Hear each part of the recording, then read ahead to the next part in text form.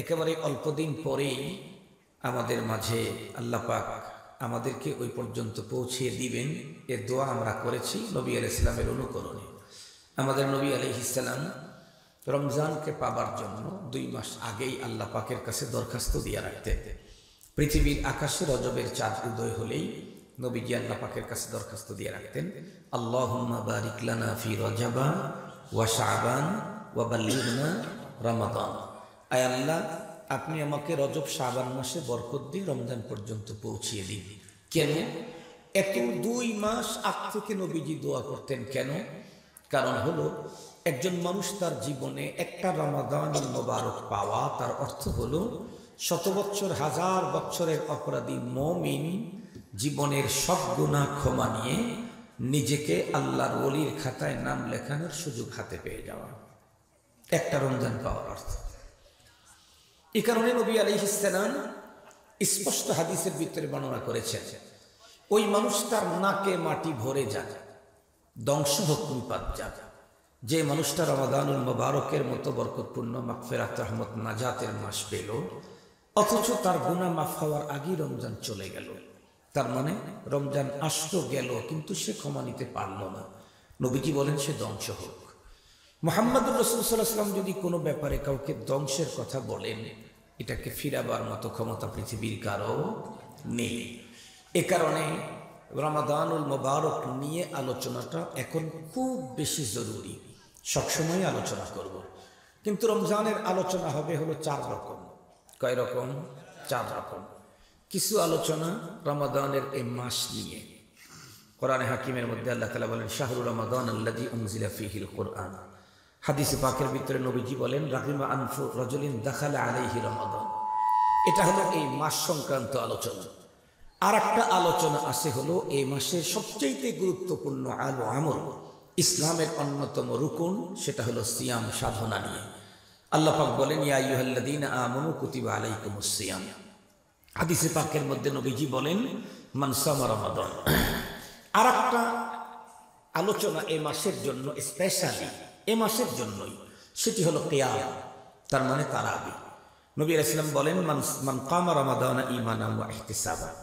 আর একটা আলোচনা হলো এই মাসের জন্য স্পেশাল, যেটা অন্য কোনো মাসে আমলটা নেই, এই মাসের জন্যই স্পেশাল, সেটা হলো ইতিকাফ। এই 4 প্রকারের আলোচনা তো অবশ্যই করতে হবে, 4 প্রকারের। আমি আজকে 4 প্রকার আলোচনা করার সুযোগ নেই। তো 30 মিনিট কি 4 প্রকারের আলোচনা হয়? এক প্রকারই তো হয় না। এই জন্য আমি এই 4টার ভিতরে প্রধান যেটা, সেটা হলো সিয়াম। এই সিয়াম নিয়ে আলোচনা করব। আমরা প্রত্যেকেই জানি, কোরআনে হাকিমে আল্লাহ তাআলা আমাদেরকে স্পষ্ট বলেছেন, ইয়া আইয়ুহাল্লাযীনা আমানু, হে ঈমানদারেরা, কুতিবা আলাইকুমুস সিয়াম, তোমাদের উপরে সিয়াম ফরজ করা হলো, কামা কুতিবা আলাল্লাযীনা মিন ক্বাবলিকুম, যেমনটি ফরজ করা হয়েছিল তোমাদের পূর্ববর্তীদের উপরেও, লাআল্লাকুম তাত্তাকুন। উলামা তোলাবারা জানে, লাআল্লা ফি কালামিল্লাহি লিল জাজমি ওয়াল ইয়াকিন। এমনি লাইতা আর লাআল্লা 2টা শব্দ সন্দেহের অর্থ দেয়, কিন্তু এই শব্দ 2টা যদি আল্লাহর কালামে ব্যবহার হয় তখন নিশ্চিতের অর্থ দেয়।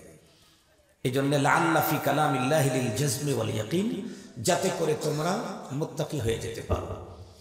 খুব ভালো করে বুঝবেন, রব্বুল আলামিন রমজানের রোজা আমাদের উপরে ফরজ করলেন, এখান থেকে আমাদের পাওনা কি সে কথাটা আল্লাহ তাআলা বলে দিয়েছেন।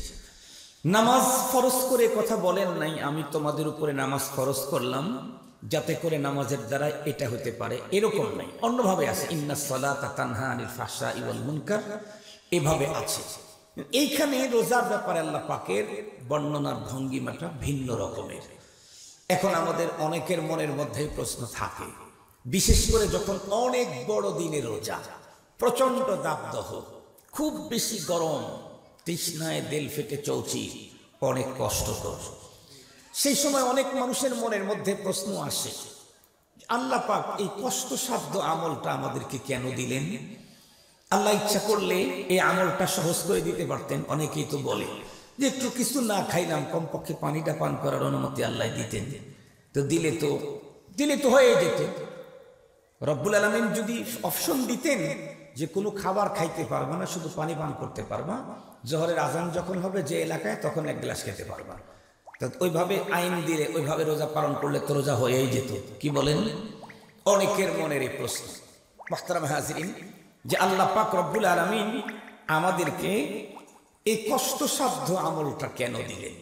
খুব ভালো করে বুঝবেন, এই কষ্টসাধ্য আমলটা আল্লাহ পাক আমাদেরকে দিয়েছেন এ কারণে যে এই কষ্টসাধ্য আমল এর দ্বারায় বান্দার যে পাওনা হবে এহকাল এবং পরকালে, এই পাওনাটা কষ্টের তুলনায় অনেক বড়।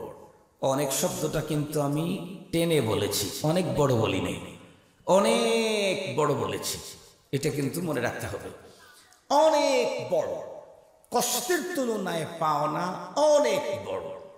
আর দুনিয়ার নিয়ম হলো, কোনো জায়গায় কষ্টের তুলনায় যদি পাওনা অনেক বড় হয়, সেই কষ্ট মানুষ সাদরে গ্রহণ করে, আনন্দের সাথে সে সব কষ্টটাকে নিজে বরণ করে। সেই কষ্টটা করার জন্য সে উদ্গ্রীব উৎকণ্ঠায় থাকে, আমি এই কাজটা করতে চাই, কষ্টসাধ্য। কিন্তু এরপরে ওইটার জন্য মানুষ এত আবেগী হয় এবং আনন্দের সাথে করে। কেন? কারণ কষ্টের তুলনায় পাওনা অনেক বড়। তার জ্বলন্ত প্রমাণ, একেবারে সহজ কথা বলি, আমরা এখানে যারা আসি ম্যাক্সিমাম কিন্তু আমরা আমাদের মায়ের পেট থেকে জন্ম নিয়েছি নর্মাল ডেলিভারিতে। তার মানে সিজারের বাচ্চা এখানে কমই আছে। ওই ছোটখাটো যেগুলো আছে ওগুলো হয়তো 2-4টা সিজার টিজার হয়েছে, আমরা কিন্তু সিজারের বাচ্চা না। কি বলেন? সত্য কথা বলছি তো, আমাদের সিজার হয় নাই। তো আমাদের আম্মা আমাদেরকে যখন প্রসব করছেন তখন প্রসব বেদনা কিন্তু সিরিয়াস, দর্দে জে। প্রসব পেইন এতটাই হার্ড, এতটাই কঠিন, যেই ব্যথা বেদনার কারণে রব্বুল আলামিন নারীর জীবনের সকল গুনাহ ক্ষমা করে দেয়, সকল গুনাহ মাফ করে দেন আল্লাহ তাআলা। কি পরিমাণে কঠিন! আর এই পৃথিবীতে প্রসব করতে গিয়ে কত মা দুনিয়ার থেকে মারা গেছে, এটা কিন্তু একেবারে জাহের বাহের কথা, সকলেই জানে। অনেক মা বাচ্চা প্রসব করতে গিয়ে দুনিয়ার থেকে বিদায় নেন। অনেক মা 1 দিন 2 দিন পর্যন্ত সেন্সিয়ার হয়ে পড়ে থাকেন। অনেক মাকে ব্যাগ ব্যাগ ব্লাড তাকে দিতে হয়, অনেক মা। এবং অনেক মা তো এমন আছেন, বাচ্চা পেটে ঢুকতেই ক্ষুধামন্দা শুরু হয়, সে কোনো কিছুর, কোনো খাদ্যের ঘ্রাণই নিতে পারে না, ঘ্রাণ নিলেই সে বমি করে ফেলে, কোনো কিছু খেতে পারে না, একেবারে নার্ভাস হয়ে যায়। তাকে হাসপাতালে নিয়ে স্যালাইন দিয়ে রাখে। এরপরেও কিন্তু কোনো মা কোনোদিন বলে নাই এত কষ্ট দরকার নাই, বাচ্চাটারে আউট করে দাও, বলেছে কি না? বরং কি দেখেছি আমরা, কোনো মা বিয়ের পরে 5 বছর পর্যন্ত বাচ্চা আসে নাই, মা যেন একেবারে উতাল পাতাল শুরু করে দেয়, আমার কেন বাচ্চা আসতেছে না। 10 বছর পর্যন্ত বাচ্চা আসে নাই, ও মার তো চোখের থেকে পানি সরে না। একেবারে ডিম থেকে শুরু করে, মুরগি থেকে শুরু করে, ছাগল থেকে শুরু করে, গরু থেকে শুরু করে, মহিষ থেকে শুরু করে, বৈধ অবৈধ জায়গাতে দেওয়া শুরু করে শুধু একটা বাচ্চার জন্য। প্রয়োজনে বাবার দরবারেও গরু পাঠায়, তবুও যদি একটা বাচ্চা হয়। আছে না এরকম লোক? দেশে চিকিৎসা নেয়, বিদেশে চিকিৎসা নেয়, অথচ এই যে লক্ষ লক্ষ টাকা ব্যয় করতে চিকিৎসার জন্য, একটা বাচ্চার জন্য। অথচ এই বাচ্চা পেটে ঢোকার পরে বাচ্চা প্রসব করতে গেলে তার জীবনে বাঁচার সম্ভাবনাও আছে, মরার সম্ভাবনাও আছে। কেন? 1000 মা দুনিয়া থেকে বিদায় নিয়েছে, জ্বলন্ত প্রমাণ দুনিয়াতে আছে। এরপরেও 10 বছর পরে মায়ের পেটে যখন বাচ্চা ঢুকে, তখন দেখবেন পুরো ফ্যামিলি আনন্দে আত্মহারা। তখন থেকেই মিষ্টি খাওয়ানো শুরু করছে, হুজুরের কাছে দোয়া চাওয়া শুরু করছে। ইভেন যেই মা তার নিজের জীবন মরণের সন্ধিক্ষণে দাঁড়িয়ে বাচ্চাকে প্রসব করতে হবে, সেই মাও তখন ভিতরে যেন তার এক অজানা আনন্দ, ভিতর থেকে এক আনন্দ থাকে। সে এত কষ্ট, খাইতে পারতেছে না, তারপরেও আনন্দ। কেন? কারণ হলো এখানে যে কষ্ট আছে, কষ্টের তুলনায় আল্লাহ যদি আমাকে একটা সন্তান দেন, আর সেই সন্তান যদি হয় আদর্শবান, সে যদি হয় নীতিবান, সে যদি প্রকৃতই একজন মানুষ হয়, সে যদি হয় শেখুল হাদিস আল্লামা আজিজুল হক রহমতুল্লাহ আলাইহির মতো, সে যদি হয় মুজাহিদে আজম শামসুল হক ফরিদপুরি রহমতুল্লাহ আলাইহির মতো, সে যদি হয় পীরজি হুজুর রহমতুল্লাহ আলাইহির মতো, সেই সন্তান যদি হয় শেখুল ইসলাম আল্লামা আহমদ শফির মতো, সেই সন্তান যদি হয় কায়েদে মিল্লত জুনাইদ বাবুনগরীর মতো, সেই সন্তানটা যদি হয় মরহুম চরমনাইয়ের পীর ফজলুল করিম রহমতুল্লাহ আলাইহির মতো, সেই সন্তানটা যদি হয় হাকিমুল উম্মত থানবীর মতো, মা ও আশা নিয়ে এই সন্তান জন্ম নেয়, তাহলে আমার এই সন্তানের যে পাওনা আমার হবে তাতে 10 মাসের কষ্ট কোনো কষ্টই না। 10 মাস পর্যন্ত পেটের ভিতরে ধারণ করা, প্রসবকালীন জীবন মরণের সন্ধিক্ষণে দাঁড়ানো, এটা কোনো বিষয় না। রব যদি আমাকে সেই সন্তানটাকে মানুষের মতো মানুষ করেন, সারা জীবন সন্তানের কারণে আমি রত্নগর্ভা হিসাবে দুনিয়াতে ভূষিত হব, মানুষ আমাকে রত্নগর্ভা বলবে। শুধু তাই না, প্রতিটি মানুষ চিন্তা করে এখন তো আমার জীবন আছে, যৌবন আছে, একটা সময় বার্ধক্যতা আমাকে ধরে ফেলবেই। যদি আল্লাহ পাক আমাকে লম্বা হায়াত দেন, আমি যখন বুড়ো হয়ে যাব, আল্লাহ ইয়াদু বিল্লাহ, আল্লাহর কাছে আমরা সবাই পানাহ চাই। যদি কারো এমন হয় জীবনের শেষ মুহূর্তে গিয়ে 12-14 বছর পর্যন্ত অসুস্থতার কারণে বেডে শুয়ে থাকতে হয়েছে মাকে, সেই মুহূর্তে মার যদি কোনো সন্তান না হয়, সে মায়ের দুঃখের কোনো সীমা থাকে না। আর যদি 1-2টা সন্তান আল্লাহ তাকে দেয়, এখনো বাংলাদেশে বিলখুসুস ইসলাম মুসলিম সন্তান যারা হয়, তারা এই মা তাকে পেটে ধারণ করেছিল 10 মাস, আর সন্তান তার মাকে 14 বছর পর্যন্ত খেদমত করে যাবে। এই সেই দিনে আমার সন্তান আমার কাজে আসবে, এ পাওনা অনেক বড়। শুধু তাই না, আমি যখন দুনিয়া ছেড়ে কবরস্থ হব, আমি যদি পর্যাপ্ত পুঁজি নিয়ে পরপারে যেতে না পারি, আমার তো ঝামেলা হবে। তখন সেই সময় আমার পরপারের পুঁজি আমাকে পার্সেল করবে কে? যদি আমার ঘরে একটা সন্তান থাকে, আমি ইন্তেকালের পরে 50 বছর যদিও বেঁচে থাকে, আরো যদি নামাজি হয়, কন্টিনিউ প্রতিদিন 5 বার আমার জন্য পার্সেল পাঠাবে, রব্বির হামহুমা কামা রব্বায়ানি সগীরা, পার্সেল পাঠাবে। আমার অ্যাকাউন্টে নেকি পাঠাবে 5 ওয়াক্ত সালাতের পরে। এরপরেও যদি কোনো মাহফিল উপস্থিত হয়, কখনো যদি হাত উঠায়, সত্যি যদি আমি তাকে দিন শিখিয়ে দিতে পারি, দিন, তাহলে নিশ্চিতে সন্তান কখনো হাত উঠাইলে আমাকে ভুলবে না। যতবার রব বলবে ততবার আমার কথা বলবে, কারণ রব তো অপশনই দিয়েছেন, ওয়া কাদা রাব্বুকা আল্লা তা'বুদু ইল্লা ইয়্যাহ ওয়া বিল ওয়ালিদাইনি ইহসানা। রব অপশন দিয়েছেন। প্রথমে রব নিজের কথা বলেছেন, এরপরে পিতামাতার কথা বলেছেন। সঙ্গত কারণে এই সন্তান রবের কাছে হাত উঠাবে আর পিতামাতার কথা বলবে না, তা হতেই পারে না। তবে শর্ত হলো সেই সন্তানকে দ্বীনি শিক্ষায় শিক্ষিত করতে হবে, ধর্মীয় শিষ্টাচার, নীতি নৈতিকতা, তাহজিব তামাদ্দুন শিক্ষা দিতে হবে। আমার একজন মুসল্লি, মাত্র একটা ছেলে, তার একটা ছেলে একটা মেয়ে, ব্যবসা করে ঢাকা।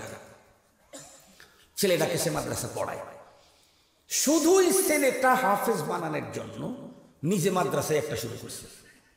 অন্য জায়গায় ঝামেলা হয়, এজন্য ও নিজে মাদ্রাসা শুরু করছে, শুধু নিজের ছেলেকে পড়াবার জন্য। ও বলতেছে, হুজুর 2-4 জন কোনো ভাই বন্ধু বান্ধব যদি তার ছেলেকে এখানে পাঠাইলো না পাঠাইলো, আমার ছেলেটা তো হাফেজ হবে। পর আমি বললাম, আপনার একটাই ছেলে, ঢাকায় থাকেন, এই একটা ছেলেকে মাদ্রাসায় দিলেন, মেয়েটাকে মাদ্রাসায় দিলেন কেন? সে আমাকে তখন বলে, হুজুর বর্তমান ঢাকা শহরের কোটিপতিদের অবস্থা দেখি। তো কোটিপতির কি অবস্থা দেখলেন?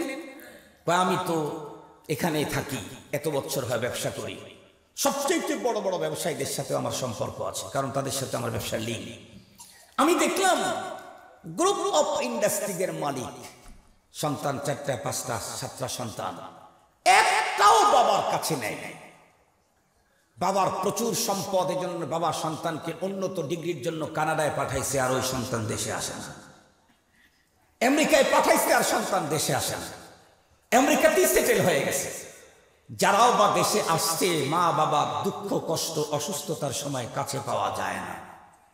তখন চিন্তা করলাম, ওদের তো 4টা 5টা করে, আমার তো একটা। আমার একটাই যদি এমনটি হয়, তাহলে তো আমার জীবন শেষে অনেক কষ্ট হবে।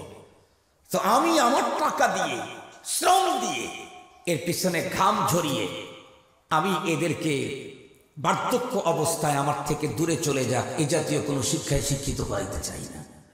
আমি চাই আমার সন্তান আমার অসুস্থতায়, আমার মৃত্যুর মুহূর্তে যেন আমার কাছে থাকে, তার ভালোবাসাটা যেন আমি পাই। চিন্তা করে দেখলাম এ কাজটা করতে চাইলে ধর্মীয় শিক্ষায় শিক্ষিত করার বিকল্প কোনো পথ নাই। মুহতারাম হাজিরিন, সেদিকে যেতে চাই না। আমার মূল কথাটা আমি আপনাদের খেদমতে বলে শেষ করে দিচ্ছি। তাহলে মা এত কষ্ট আনন্দের সাথে গ্রহণ করে কেন? কারণ কষ্টের তুলনায় পাওনা, কথা বলেন না কেন, অনেক বেশি। শুধু বেশি না, মা তো 10 মাস কষ্ট করছে। মার প্রয়োজনে সন্তান 50 বছর কষ্ট করবে, 50 বছর। এরপরে মা কবরে যাওয়ার পরে মা যেই পরিমাণে পুঁজি পরপারে দরকার ছিল তা নিয়ে যেতে পারে নাই, সন্তান দুনিয়া থেকে পার্সেল পাঠাবে। সুবহানাল্লাহ বললেন না? যে 5 ওয়াক্ত সালাতের পরে সূরা ফাতিহা পড়বে, রব্বির হামহুমা বলে মালিকের কাছে জামিন ধরতে থাকবে। রব্বির হামহুমা মানে কি জানেন? আদালতে জামিন পেশ করা। রব্বির হামহুমা মানে আল্লাহর আদালতে জামিন পেশ করা। আয় আল্লাহ, আমার আব্বা আর আম্মাকে ওই মায়া দাও যে মায়ায় তারা ছোটবেলায় আমাকে বড় করেছে। তার মানে আমার বাবার অপরাধের কারণে কোনো শাস্তিতে আছে, তুমি ওকে মুক্ত করে দাও। জামিন ধরা। এক সন্তান যদি দৈনিক 10 বার করে বাবার জামিন ধরে আল্লাহর কাছে, যে রব অপশন দিয়েছেন যে তুমি এটা বলে জামিন ধরো, সেইটা বলেই যদি জামিন ধরে, তার জামিন না হইতে পারে না। তরিকা তো রবই শিখাইছে, অন্য কেউ তো শিখায় নাই তরিকা। যে অন্য কারো তরিকা নিয়ে গেছে এটা রবের পছন্দ না, তা তো না, রবই তো শিখাইছে। এটা ফেরত দেওয়ার তো কোনো সুযোগ নেই। রবের তরিকা, শিখানোর তরিকায় সন্তান যখন কন্টিনিউ আল্লাহ পাকের কাছে বলবে রব্বির হামহুমা কামা রাব্বায়ানি সগীরা, রব অবশ্যই যত বেশি বলতে পারবো তত দ্রুত আমার আব্বা আম্মার জামিন হবে জান্নাতে তাদের ঠিকানা। মুহতারাম হাজিরিন, তাহলে দুনিয়াতে একটা মা জীবন মরণের চ্যালেঞ্জ পর্যন্ত আনন্দের সাথে গ্রহণ করে, এ কারণে সন্তান নেয়। কেন? কারণ এই কষ্টের তুলনায় পাওনা অনেক বড়। মুসলমান ভাইরা আমার খুব ভালো করে বুঝবেন, কোরআনে হাকিমে আল্লাহ পাক রব্বুল আলামিন সিয়াম সাধনা আমাদের উপরে কেন ফরজ করলেন সেই কথাটা আল্লাহ পাক আমাদেরকে জানিয়ে দিয়েছেন। সেই কথার মর্মবাণী যদি আমরা গভীর পর্যন্ত ঢুকতে পারি তাহলে দেখব রোজার কষ্টের তুলনায় বিনিময়ে যে পাওনা হবে সেই পাওনাটা অনেক গুণে বড়। সেই বড়টা কি? একেবারে সহজেই বলি, আল্লাহ পাক রব্বুল আলামিন সিয়াম সাধনার দ্বারাই বান্দাকে দুনিয়া এবং আখিরাতে যেই জিনিসটা দান করেন এটা অনেক বড়। প্রথম বন্ধুরা আমার পরপারেরটাই বলি, এরপরে দুনিয়ারটা যদি সুযোগ হয় 3 মিনিটে বলে দেব। প্রথম নাম্বার আখিরাতেরটা আল্লাহ বলেন আমি তোমাদের জন্য সিয়াম ফরজ করেছি। কেন? এ সিয়াম সাধনার দ্বারায় তুমি আমার বান্দা আছো, সিয়াম সাধনার মাধ্যমে আমার বন্ধু হয়ে যেতে পারবে। আমরা প্রত্যেকে আল্লাহর বান্দা, সেখান থেকে বন্ধুতে উত্তীর্ণ হতে চাইলে সিয়াম দরকার। সুবহানাল্লাহ বলবেন না? বান্দা যদি বন্ধু হতে পারে এর চেয়ে আর বড় কি প্রমোশন আপনি চান? আমিও আল্লাহর গোলাম, আর রোজার আমল করলে আমি আল্লাহর বন্ধু হয়ে যাব।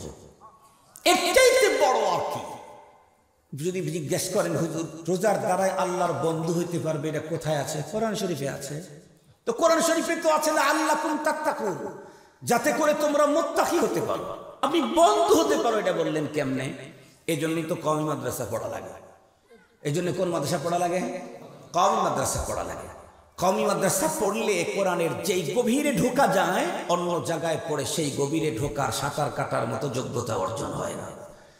আপনারা যারা উলামায়ে কেরাম তলাবা আছে তারা ভালো করে বুঝবে, যারা মানতিক পড়ছে মানতিক তারা জানে যে নতিজা বের করতে চাইলে সুগরা কোবরা মিলায়া মাঝখানকার হদ্দে আওসাত ফেলে দিলে তখন নতিজা বের হয়।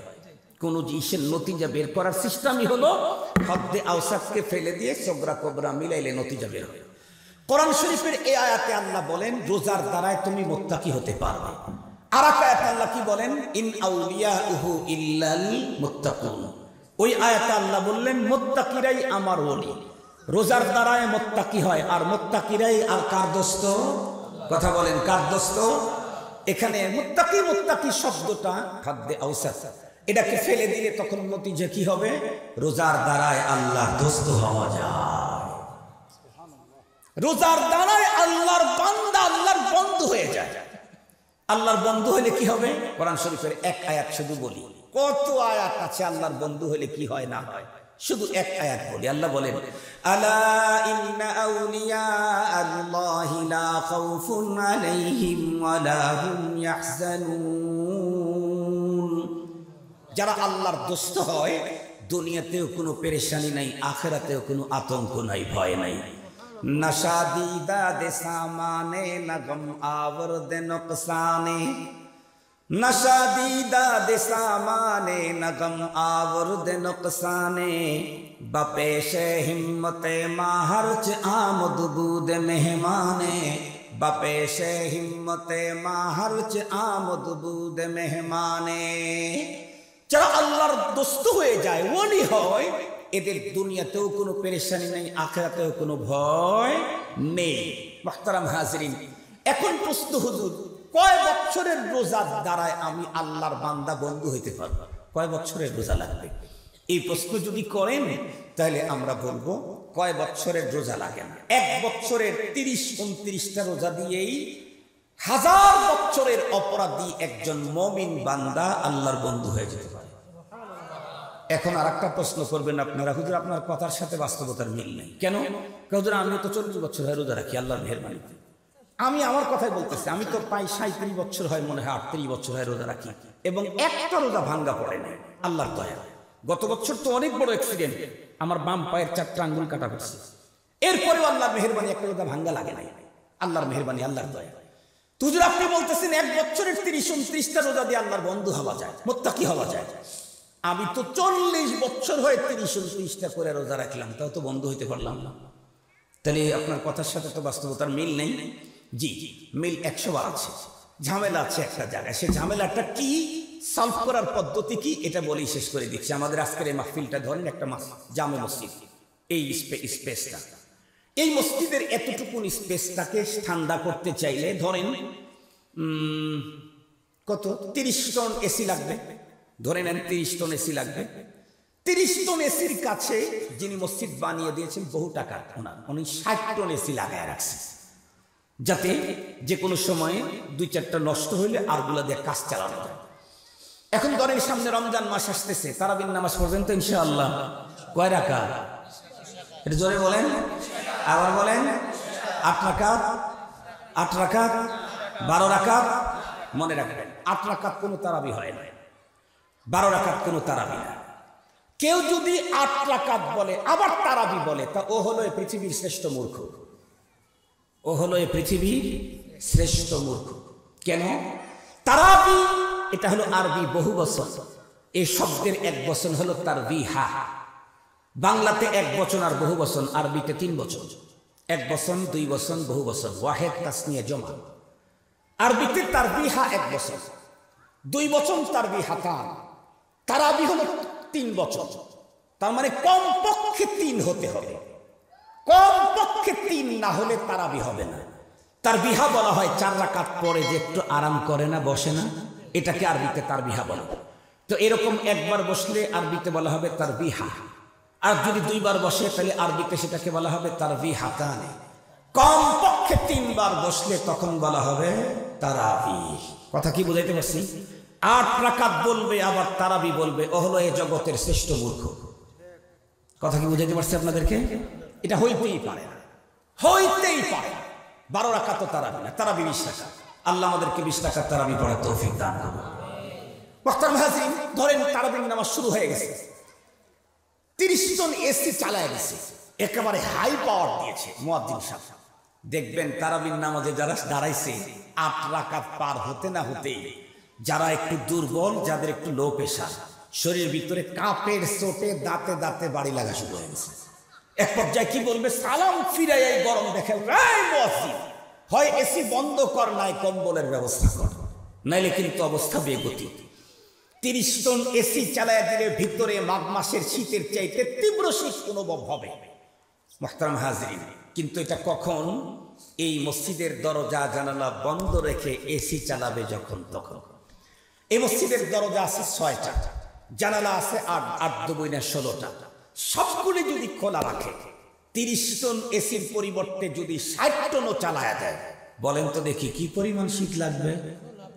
আপনারা বুঝেন না কথা? একটু বলেন কি পরিমাণে শীত হয়ে যাবে? শীত লাগবে কি না? একটু ঠান্ডা হবে, কারণ এসির ভিতর থেকে ঠান্ডা বাতাস বের হচ্ছে, যারা ওই এরিয়াতে আছে তারা ঠান্ডা পাবে। কিন্তু এই অবস্থায় চলতে চলতে হঠাৎ করে বিদ্যুৎ চলে গেলে, এই 1-2 রাকাত নামাজের শুরু করছে খতম তারাবি, আল্লাহু আকবার বলছে, তাকবীরে তাহরিমা, বিদ্যুৎ চলে গেছে। দ্বিতীয় রাকাত শেষ হওয়ার আগে ইমাম থেকে শেষ মুসল্লি পর্যন্ত শরীর থেকে ঘাম আসবে। পক্ষান্তরে সবগুলি যদি বন্ধ থাকে 20 মিনিট পর্যন্ত চলার পরে যদি বিদ্যুৎ চলেও যায়, দরজা জানালা না খোলা হয়, আরো 10 টাকা পড়া পর্যন্ত শরীরে ঘাম আসার কোনো সুযোগ নেই। কেন? যেই শীতলতা মেশিন থেকে বেরিয়েছে সেই শীতলতা বাইরে যাওয়ার সুযোগ পায় না, এই কারণে ভিতরে এখনো ঠান্ডা রয়ে গেছে। মুসলমান ভাই খুব ভালো করে বুঝবেন, এই পৃথিবীর প্রতিটা রোজাদার যখন রোজা রাখে, আল্লাহ পাকের কোরআনে স্পষ্ট বক্তব্য আল্লাহ দিলেন, রোজার দ্বারায় তোমরা মুত্তাকি হতে পারো। তার মানে তোমার অন্তরের ভিতরে খোদা ভীতি ঢুকে যাবে। 100% পৃথিবীর যত মানুষ রোজা রাখে তার অন্তরের ভিতরে খোদা ভীতির মেশিনটা চালু হয়, কিন্তু যেই পরিমাণে খোদা ভীতি আমাদের ভিতরে ঢোকার দরকার সেই পরিমাণে খোদা ভীতি ঢোকে না। কেন? কারণ আমাদের প্রত্যেকের দরজা জানালা সবগুলি খোলা রেখে সিয়াম সাধনা পালন করি, এ কারণে দরজা আর জানালা দিয়ে খোদা ভীতির সব স্নিগ্ধতা বেরিয়ে যায়। রমজানের রোজার দ্বারায় প্রতিটি রোজাদারের অন্তরে খোদা ভীতির মেশিন যে চালু হয়, তার 2টা প্রমাণ আমি আপনাদের খেদমতে দিই। আপনারা বলুন তো দেখি, তামাম ওয়ার্ল্ডের ভিতরে এমন কোন প্রাপ্তবয়স্ক রোজাদারকে কি পাওয়া যাবে যে রোজাদার রোজা রেখেছে, দিন অনেক গরম, সিরিয়াস গরম, তৃষ্ণায় একদম দিলটা ফেটে চৌচির হয়ে যাচ্ছে। কখনো কখনো দেখেছি রোজাদার বন্ধুরা আমার নিজের গামছা অথবা টাওয়েলটা ভিজায়া নিজের বুকের উপরে দেয়া রাখছে। এই লোকটা যদি এমন একটা জায়গায় অবস্থান করলো যেই জায়গার চতুর্দিকে একজন মানুষও নাই, একদম উনি একাই, ঘরের ভিতরে উনি একা, ওনার নাকের ডোগায় রকমারি 50 আইটেমের কোল্ড ড্রিঙ্ক যদি থাকে, আঙ্গুরের জুস, অ্যাপেলের জুস, তারপরে কমলার জুস আর মালটার জুস, এই জাতীয় 1000 রকমের জুসও যদি থাকে, আল্লাহর বান্দা যদি তৃপ্তি ভরে নিজের বন্ধুরা আমার তৃষ্ণা মিটায়া জুসগুলি পান করে, পৃথিবীর কেউ দেখবে না। এরপরেও বলুন তো দেখি, পৃথিবীর কোনো একজন রোজাদার এমন গোপন কক্ষের ভিতরে গিয়া রোজা রাখা অবস্থায় কোনো কিছু পান করতে পারে? আরো জোরে বলেন, পারে? কার ভয়ে? আবার বলেন। তাহলে রোজার দ্বারা তাকওয়ার মেশিন চালু তো হয়েই গেছে। এ অঞ্চলের কোন এক যুবক অন্য একজন যুবতীর প্রতি সিরিয়াসলি, বন্ধুরা আমার, তার দুর্বলতা 10 বছর পর্যন্ত বৈধ অবৈধ উপায়ে তাকে কাছে পাওয়ার জন্য চেষ্টা করে যাচ্ছে, কিন্তু কোনোভাবেই মিলাইতে পারল না। যুবক যদি সত্যিকারের রোজাদার হয় আর সে যদি একাই কোনো মরুভূমির পথ অথবা জঙ্গলের ভিতর দিয়ে যাওয়া শুরু করে, একদম মিডল পথে যাওয়ার পরে যদি ওই সুন্দরী তার আবেগের সেই নারী সঙ্গী দেখা হয়, সত্যিকার যদি যুবক বন্ধুরা আমার রোজাদার হয়ে থাকে, ওই মুহূর্তে ওই মহিলা যদি তাকে ডেকে বলে, ও যুবক, আমি তো সেই মহিলা, তুমি না এতদিন পর্যন্ত আমাকে কাছে পাওয়ার জন্য কত চেষ্টা করছো, এখন আমি তোমার কাছে এসেছি, তুমি ইচ্ছা করলে শারীরিক সম্পর্ক করতে পারো। বলুন তো দেখি, কোনো মানুষ রোজাও রাখবে আবার বন্ধুরা আমার এই কাজটা করবে? এটা কি কোনোদিন সম্ভব হতে পারে? কেউ দেখবে না তারপরে করে না কেন?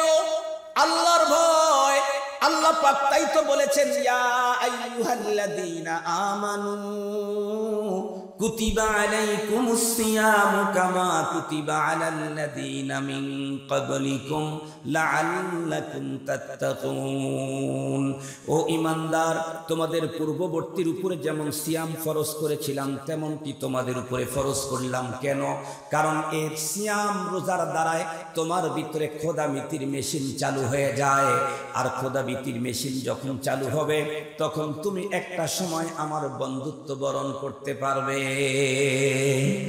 আমি রোজার দ্বারাই মুত্তাকি হয়ে গেছি, কিন্তু যেমনটি মুত্তাকি হওয়া দরকার তা হতে পারি নাই। রোজা রেখে যদিও দিনের বেলায় খাই নাই, রোজা রেখে যদিও দিনের বেলায় পান করি না, রোজা রেখে যদিও দিনের বেলায় স্ত্রীর কাছে যাই না, কিন্তু রোজা রাখার পরে মিথ্যা কথা তো ঠিকই বলি। কথা বলেন না কেন? রোজা রাখার পরেও তো গীবত ঠিকই করি, রোজা রাখার পরে তো কুকথা, কুদৃষ্টি, কুধারণা। কথা বলেন, কুকথা, কুদৃষ্টি, কুধারণা, এই কোনোটার থেকে আমি আমাকে সেভ করতে পারি না। কেন? ওই যে আমার দরজা জানালা খোলা আছে, এ কারণে যেই পরিমাণে মুত্তাকি হওয়ার কথা রোজার দ্বারাই, ওই পরিমাণে মুত্তাকি হইতে পারতেছি না। যেমনটি মসজিদ যেই পরিমাণে শীতল হওয়ার কথা ছিল, ওই পরিমাণে শীতল হয় নাই। দরজা জানালা খোলা থাকার কারণে আমি আমার বডির দরজা জানালা ক্লোজ করতে পারি নাই, বন্ধ করতে পারি নাই। শুধুই রোজার মেশিন চালু করে দিয়েছি, তাকওয়ার মেশিন চালু করেছি, তাকওয়াকে ধরে রাখার ব্যবস্থা করি নাই।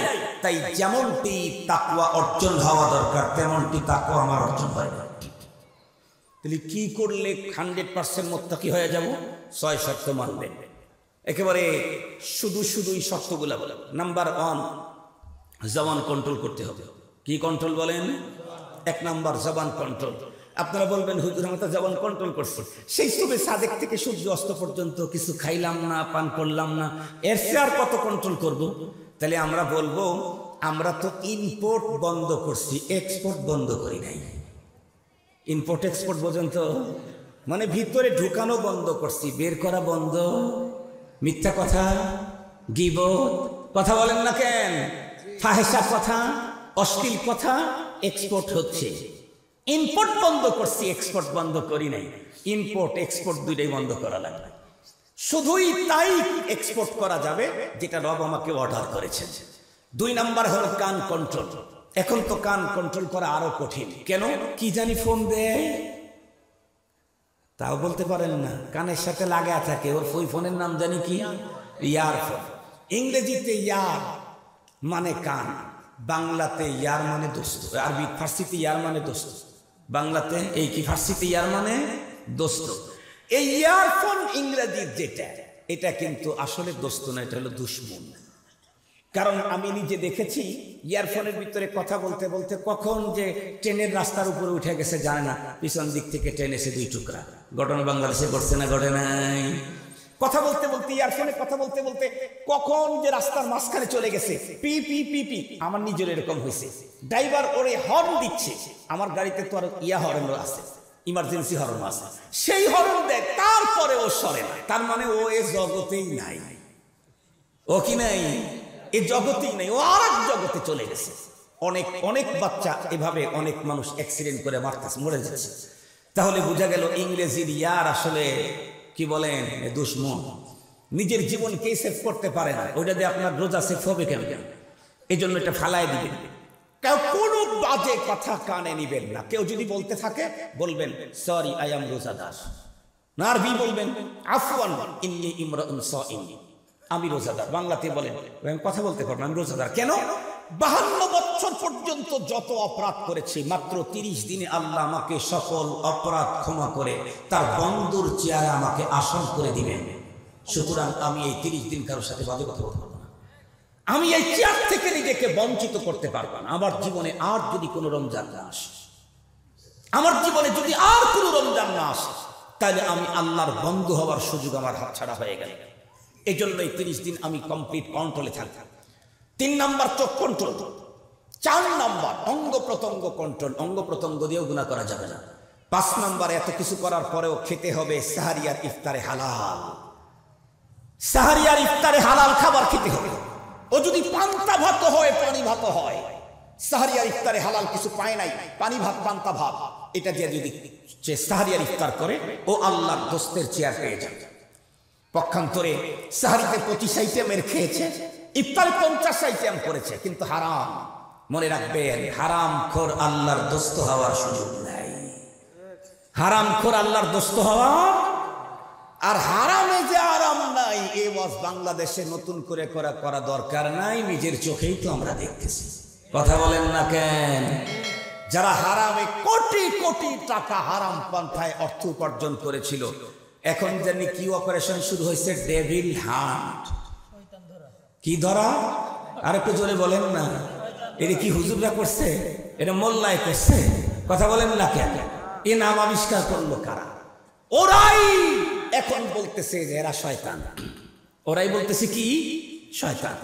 যারা মানুষের উপরে জুলুম করছে, দেশের উপরে জুলুম করছে, এদেরকে এরাই বলতেছে শয়তান। হুজুররা কোন ফতোয়া দেয় না, নামও আবিষ্কার করে নাই। হুজুররা জানেই না ডেভিল মানে কি। মুহতারাম হাজিরিন, খুব কষ্টে আছে, খুব কষ্টে। আজকেও একজনের সাথে আমার কথা হয়েছে, হুজুর খুব কষ্টে আছে। আমি বললাম আল্লাহর নাম বেশি বেশি করে জিকির করতে থাকেন যে আল্লাহ পেরেশানি দূর করে দাও, আর তওবা করতে থাকেন, আল্লাহর জীবনে কোনোদিন এদিক ওদিক যাব না। তারা অবশ্য ওইরকম ছিল না, কিন্তু ওই যে পদ পদবি ছিল, এই জন্য ঝামেলাতে আছে। তো মুহতারাম হাজিরিন, হারামখোর কখনো আল্লাহর দোস্ত হতে পারবে না। তবে এখানে একটা কথা না বললেই নয়, আমরা মনে করি যে আমাদের দেশের সরকারি চাকরি যারা করে তারাই শুধু হারাম খায় আর আমরা সব হালাল খাই। না, আমাদের ভিতরে হারামখোর আছে।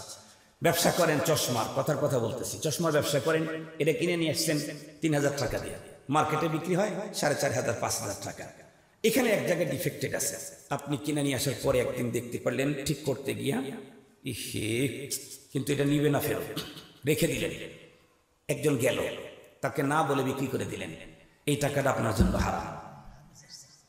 অথবা এটা বাজারে বিক্রি হয় 4500 5000 টাকা, নতুন একজন গ্রাহক আসছে, খুব চয়েস, ওইটা নিবে, আপনি সুযোগ পেয়ে দাম বলে দিলেন 14000 টাকা, দেন 2000 টাকা কম দেন, 12000 টাকা নিলেন। এটাকে বলা হয় গাবানে ফাহিশ। এটাকে বলা হয় গাবানে ফাহিশ শরীয়তের ভাষায়। এই পদ্ধতিতে চশমা বিক্রি করে যে টাকাটা উপার্জন করলেন, এটা হারাম। শুধু কি তাই? আমি মাদ্রাসায় বুখারী শরীফ পড়াই, শেখুল হাদিস। আমি মাদ্রাসার মুহতামিম, প্রিন্সিপাল। আমি 2টা মসজিদের খতিব। আমি রাবেতাতুল ওয়াইজিন বাংলাদেশের সবচেয়ে বড় বক্তাদের যে প্ল্যাটফর্ম আছে, যেই প্ল্যাটফর্মকে বিগত সরকার জমের মতো ভয় করত, মনে করতো যে এরাই সব দেশটাকে দখল করে ফেলবে। আসলে ভুয়া, কিছুই না। যাই হোক, সেটার আমি সারা বাংলাদেশের সভাপতি। কিন্তু মনে করেন আমার বাপ যখন মারা গেল, কথার কথা, বাবার একটা বাসা আছে ঢাকা শহরে, আমার কিন্তু কোনো বাসা ঢাকা শহরে নেই। আমাদের ভাই বোন কারো 14 গোষ্ঠীর কোনো বাসা নেই। কথার কথা বলতেছি আর কি। 10 কাঠা জায়গার উপরে 20 তলা বিল্ডিং, প্রতি মাসে ওখান থেকে 20 লাখ 25 লাখ টাকা ভাড়া আসে। ওখানে আমরা সব ভাইয়েরা থাকি। বাবার ইন্তেকালের পরে বোনেরা যখন সম্পদ নিতে আসতো, তখন বললাম বোনেরা তো বাড়ির অংশ পায় না। এই ফতুয়া আপনাদের শৈলকুপাতে আছে না? নাই, আছে, পায় না। তো কি করো তাইলে? ওই মাঠের ভিতরে যেটা আছে 20 বিঘা, ওই 20 বিঘা টাকা দিয়া ঢাকা শহরের এক তালার একটা ফ্লোরের দাম হবে না। একটা ফ্লোরের দাম হবে না, 1 ইউনিটের দাম। এরপরেও সেখান থেকে বোনকে দেওয়ার সময় আরো কিছু কম করে দিলাম। এখন আমি এখান থেকে প্রতি মাসে 25 লাখ টাকা ভাড়া আসে। সেই ভাড়াটা আমি নিয়ে 25 আইটেমের সাহারি খাইলাম, 50 আইটেমের ইফতার করলাম। রমজানের শুরুতে একবার উমরায় গেলাম, শেষে একবার উমরায় গেলাম। এই হারামখোর কোনোদিন আল্লাহর বন্ধু হতে পারবে না। হারামখোর কথা কি বুঝাইতে পারছি? ও কি খোর? ও সিল্লাদিকার ওয়াজ করুকার, বুখারী পড়াইকার, পীর সাহেব হোক আর যেই সাহেব হোক, ও হারামখোর। মনে থাকবে তো? এই জাতীয় হারাম পদ্ধতিতে যারা খায়, এটা বন্ধ করতে হবে। 7 নাম্বার হলো, এত কিছুর পরেও ইফতারি উদর ভরে ওভারলোড খাওয়া যাবে না। ওভারলোড খাইলে 2টা সমস্যা। একটা, রোজার মূল লক্ষ্য নষ্ট হয়ে গেল। 2 নাম্বার, আপনার জীবনের সুস্থতা শেষ হয়ে গেল। এই জন্য খেতে হবে পেটের ভিতরে ক্ষুধা রেখে। রব্বুল আলামিন রোজা যে আমাদের উপরে ওয়াজিব করেছেন, তার একটা লক্ষ্য হলো ধনী বিত্তবানেরা যেন অভুক্ত থাকার দুঃখ বেদনাটা মানুষ বুঝতে পারে। এখন স্বাভাবিক খেলে সকাল দুপুর বিকালে খাইতাম 1.5 কেজি, আর রোজা রাখার কারণে সে ইফতারের পরে এক বৈঠকে খাওয়া ফেলাইছে 2.5 কেজি। বলেন তো, তাহলে অভুক্তর কোনো কিছু বুঝবো আমি? শুধু তাই নয়, এখানে সবচেয়ে বড় ঝামেলা যেটা হবে, সেটা 16-17 ঘন্টা আমার স্টমাক এমটি ছিল, খালি ছিল। হঠাৎ করে আপনি 15-2 কেজির চাপ যখন দিয়ে দিবেন, তখন অসুস্থ হয়ে পড়বেন, আপনাকে হাসপাতালে যেতে হবে। এই জন্য আমাদের এই 6 শর্ত মেনে আমরা যদি সিয়াম পালন করতে পারি, ইনশাআল্লাহ সামনের মাসেই যত বড় অপরাধী আমি হই না কেন, আল্লাহ আমাকে অপরাধ থেকে মুক্ত করে তার বন্ধুর সিরিয়ালে নাম লেখায় দিবে।